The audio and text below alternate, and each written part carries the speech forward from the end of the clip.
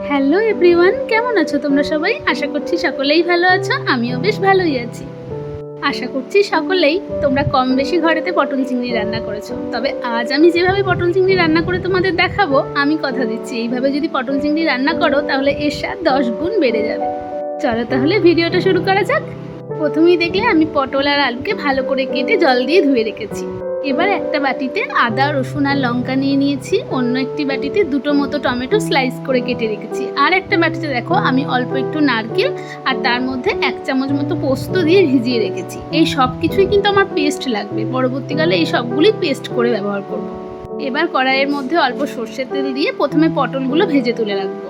পটলগুলো ভাজার জন্য আমি ওপর থেকে একটু হলুদ আর নুন দিয়ে দিয়েছি। এই পটলগুলো ভাজার সময় একটু নুন হলুদ দিয়ে নিলে এর কালারটাও ভালো আসে আর পটলগুলো খুব তাড়াতাড়ি কুক হয়ে যায়। এবার গ্যাসটাকে সিমে দিয়ে একটু ঢাকা চাপা দিয়ে রান্না করে নেব। আমার তোমাদের সবার কাছে অনুরোধ রইল, অবশ্যই একবার এইভাবে পটল চিংড়ি রান্না করে দেখার। এই নারকেল আর পোস্ত দেওয়ার জন্য কিন্তু এর স্বাদ অনেকটাই বেড়ে যায়। দেখো পটলগুলো আমার ভাজা হয়ে গেছে। এবার আমি আলুগুলোকেও ঠিক একইভাবে নুন হলুদ দিয়ে আলুগুলোকেও ভেজে তুলে রাখবো। আর আলুগুলো ভাজা হয়ে গেলে আমি চিংড়ি মাছগুলো ভেজে নেব। এদিকে দেখো আমি মশলাগুলো সব পেস্ট করে নিয়েছি।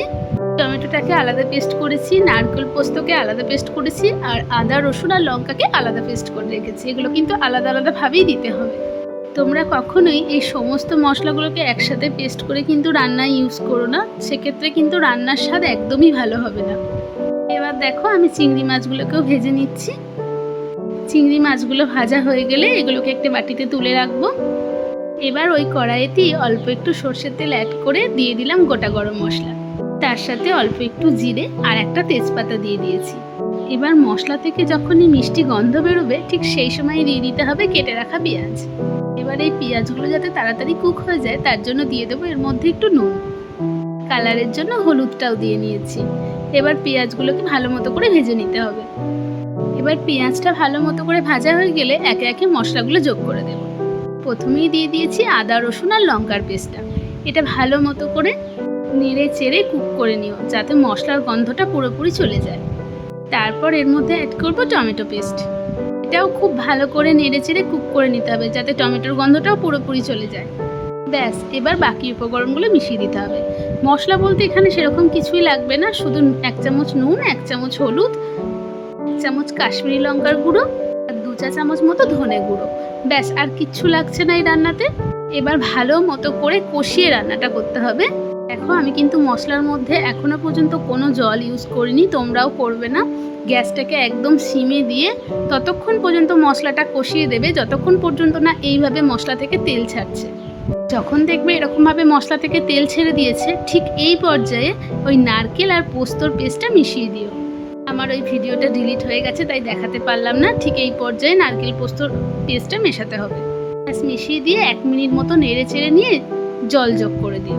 তোমরা যতটা গ্রেভি খেতে পছন্দ করো সেই অনুযায়ী জলটা এখানে অ্যাড করো। ব্যাস, এবার যখন দেখবে মশলাটা ফুটে উঠেছে তখন প্রথমে আলুগুলো দিয়ে দেবে। আলুগুলো 80% কুক হয়ে যাওয়ার পরে পটল যোগ করবে।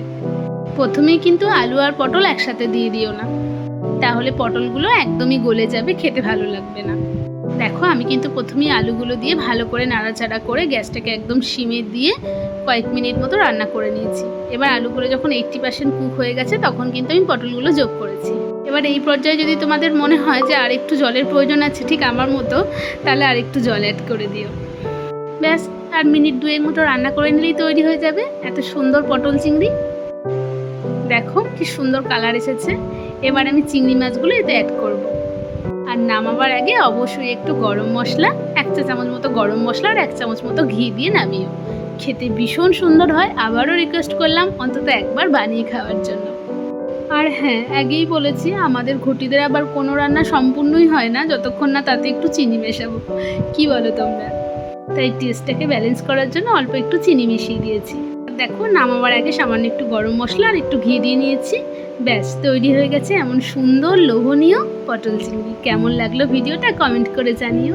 ভালো লাগলে পাশে থাকার অনুরোধ রইল। আজকের ভিডিও এখানেই শেষ করলাম। টাটা।